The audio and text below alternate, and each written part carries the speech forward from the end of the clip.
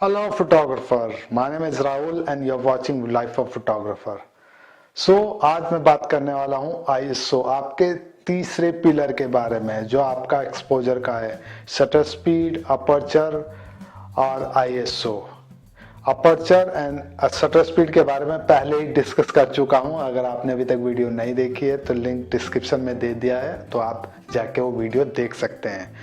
मेरा मोटो है basically photography को इम्प्रूव करना। जो बिगनर फोटोग्राफर है या जो नए हैं, फोटोग्राफी की टर्मिनोलॉजी क्या है, किस तरीके से लर्न करना चाहिए, तो उसी और मैं जो है ये वीडियो बना रहा हूँ और बेसिक फोटोग्राफी से रिलेटेड। और ठीक है, तो इन द फ्यूचर आपके एडवांस वीडियो भी आने वाली है, एडवांस रिलेटेड चीज़ें। अभी मैं बिगिनर में सारी चीज़ें बता रहा हूँ स्टेप बाय स्टेप किस तरीके से आपको स्टार्ट करनी चाहिए। आप जैसे ही आप कोई भी आपका एक्सपोजर जब यूज़ करते हैं, तो आज बात करने वाला हूँ ISO के बारे में। ISO बेसिकली क्या है, किस तरीके से काम करता है और आपकी फोटोग्राफी में इसका क्या रोल है। ठीक है, without wasting time let's started.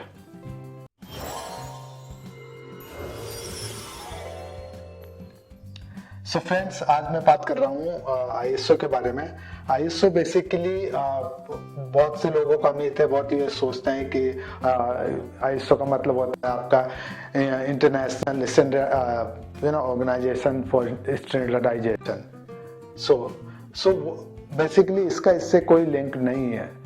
क्यों? क्योंकि फोटोग्राफी में ISO एक अलग ही है। ISO मतलब इमेज सेंसिटिविटी का जो एक्सपोजर है उसको इंक्रीज करना, यानी कि लाइट की सेंसिटिविटी को इनहेंस करना। क्यों? क्योंकि जब भी हम शूट करते हैं, अगर आपने ट्राइंगल देखेंगे, आपका शटर स्पीड, ISO, अपर्चर तीनों का ट्राइंगल है। इसमें आपका ISO भी एक रोल प्ले करता है कि जब भी आपकी लाइट कम होती है, जब आप शूट कर रहे हैं, ठीक है, आप कभी भी शूट कर रहे हैं, अगर हम पास्ट में जाते हैं तो पहले आपके फोटोग्राफर की बात करते हैं तो वो पहले जब भी शूट करते थे फिल्म रोल लेके जाते थे। तो जब भी खरीदते थे फिल्म रोल क्या होती थी कि इसमें 200 mm की या 100 ISO, 200 ISO, 400 ISO, 600, just like that आपका ISO की फिल्म होती थी। बहुत फोटोग्राफर ऐसे होते थे कि डे में शूट कर रहे हैं तो आपका 100 ISO की फिल्म यूज करेंगे। आप कुछ देर बाद जैसे ही आपका इवनिंग में शूट करेंगे तो हो सकता है आपको 400 ISO की फिल्म यूज करेंगे, और नाइट में शूट कर रहे हैं तो 600 ISO की फिल्म यूज कर रहे हैं। तो इस तरह की ISO बेसिकली यूज होता था। सेम फंडा आपका डिजिटल कैमरा में भी ट्रांसफर हो गया है।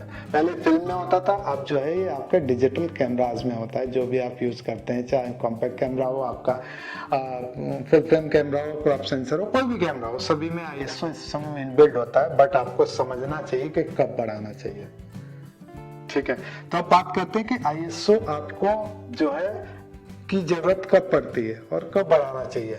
ISO बेसिकली मैंने आपको बताया कि ट्राइंगल में काम करता है कि ISO जब आपका शटर स्पीड एंड अपर्चर काम नहीं करता, आई मीन आप इवनिंग में शूट कर रहे हैं, आपके पास लाइट की अवेलेबिलिटी कम है, आप देख रहे हैं कि आपकी शटर स्पीड जो है 16 जा रही है, 20 जा रही है, आपकी 50 आपकी जा रही है, अब 1/50, 1/30, 1/20, इस तरह की, तो आपकी पिक्चर शेक हो सकती है। अगर आप कैप्चर करेंगे तो शेक हो जाएगी।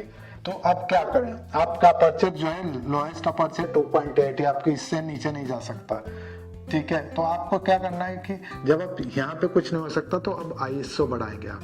ISO आपका 100 था तो 400 करेंगे, 400 पे भी नहीं जा रहा है तो आपका 800 करेंगे। 1600 पे आपने देखा कि आपका ISO जो है शटर स्पीड आपकी 120 या 160 हो गई। अब आप जो है एक फोटोग्राफ को अच्छे से कैप्चर कर सकते हैं। तो यहाँ पर यह रोल होता है कि शटर स्पीड को बढ़ाना है तो ISO बढ़ाना पड़ेगा। ठीक है, क्योंकि तभी आपको लाइट मिलेगी, तभी आपकी सेंसिटिविटी आपकी लाइट की बढ़ेगी। ठीक है, तो आपको कभी भी आपको लाइट की रिक्वायरमेंट हो तो आप सबसे पहले आपकी शटर स्पीड आपका अपर्चर देखते हैं, फिर उसके बाद शटर स्पीड, उसके बाद फिर ISO। आपको हमेशा याद रखना कि ISO आपकी 3rd कैटेगरी होनी चाहिए। ठीक है दोस्तों, तो जब भी आप यूज करें तो ISO को 3rd प्रायोरिटी में रखें और तब उसको शूट करें। ठीक है, और इसका रूल ये होता है कि अगर हम ISO बढ़ाते हैं 100 या 400 ज्यादा बढ़ाते हैं तो क्या होता है कि अगर हम जैसे ही ISO बढ़ाते हैं तो उसकी कुछ डिसएडवांटेज भी हैं, उसकी कुछ प्रॉब्लम्स भी हैं कि अगर आप ज़्यादा ISO बढ़ा देंगे तो आपकी पिक्चर में नॉइज आ जाएगी। ठीक है, नॉइज इसलिए क्योंकि जैसे जैसे आप फिल्म कैप्चर करेंगे तो आप यहाँ देखेंगे कि नॉइज कितनी ज़्यादा आ चुकी है, क्योंकि ISO आपका 1600, 1500 या फिर आपका 2000, आपका 5000, 6000 या फिर 10000, इससे ऊपर जाते जाएंगे तो आपकी ISO बढ़ जाएगी। ISO तो बढ़ेगा ही, लाइट तो ज़्यादा होगी बट आपके ग्रेन्स हो जाएंगे। तो ये देखना पड़ेगा कि आपको कब ISO बढ़ाना चाहिए। ठीक है, तो ISO का ये। और दूसरी बात ये रहता है कि आपको वो मोमेंट आपके लिए इम्पोर्टेंट है या नहीं है। अगर आपका इम्पोर्टेंट है तो आपको ISO बढ़ाना चाहिए अकॉर्डिंग टू द सिचुएशन। ठीक है, अगर आप बात कर रहे हैं, अगर आप जो वेडिंग फोटोग्राफर हैं, आप जो है प्रोडक्ट फोटोग्राफर है, फैशन फोटोग्राफर हैं, जैसे आपके डब्बू रत्नानी जी हैं और हमारे अलग अलग फोटोग्राफर हैं आपके, जो ये हमेशा शूट करते हैं कि ISO को कम रख के। ठीक है, तो बहुत बार ऐसा होता है कि आपने देखा हो कि बहुत सारे ऐसे फोटोग्राफर हैं कि भैया ट्राइपॉड लेके चलते हैं जब भी शूट करते हैं। तो क्या रीजन है? इसलिए यही रीजन है कि वो ISO कम रखते हैं तो क्वालिटी मिलती है, क्योंकि ISO बढ़ाएंगे आपकी डिटेल भी किल करेगा, दूसरा बात आपकी जो डायनेमिक रेंज है इसको किल करेगा, और आपके कलर्स को भी वो जो है सेचुरेशन को किल करेगा। तो ये सारी चीजें जो है आपकी घटा देगा जब भी आप ISO बढ़ाएंगे। तो ध्यान रखना, ISO के डिसएडवांटेज आपकी डायनेमिक रेंज, आपके सेचुरेशन और आपके जो है कलर, ठीक है, और डिटेल, ये सारी चीजों को आपके किल करता है जब भी ISO बढ़ाते हैं।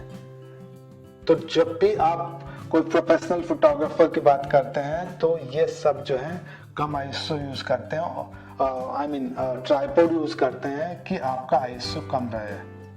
तो यही रीजन है। आपको अगर ISO शूट का, आपको इवनिंग में शूट कर रहे हैं, आपको कोई अच्छी फोटोग्राफ कैप्चर करनी है, लैंडस्केप कैप्चर करना है, आपके पास लाइट नहीं है, तो आप जो ट्राइपॉड यूज करिए, कोशिश करिए कि ISO आपका कम से कम रहे।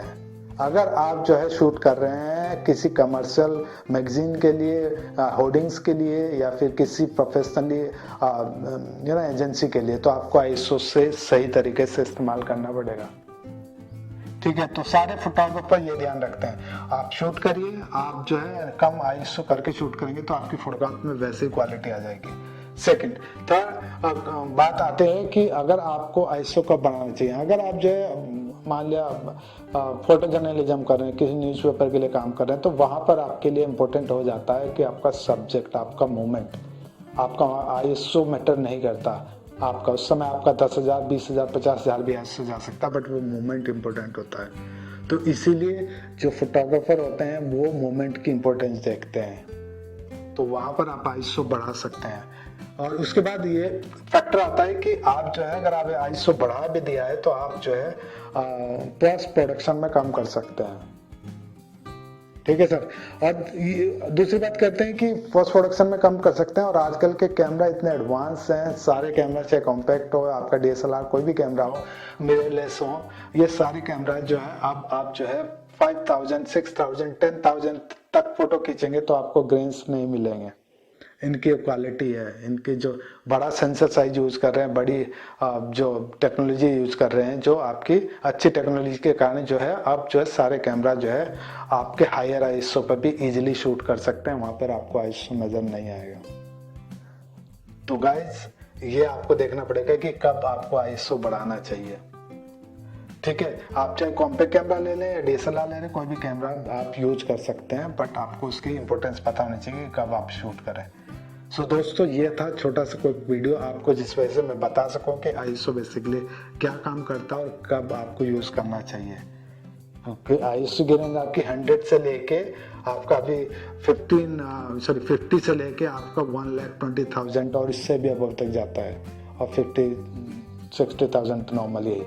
तो ये देखना पड़ेगा कि किस रेंज में आपको ISO रखना चाहिए। ठीक है दोस्तों, तो ये था आज का वीडियो।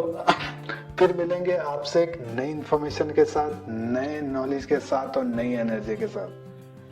ठीक है, आप हंसते रहिए, मुस्कुराते रहिए। Bye for now.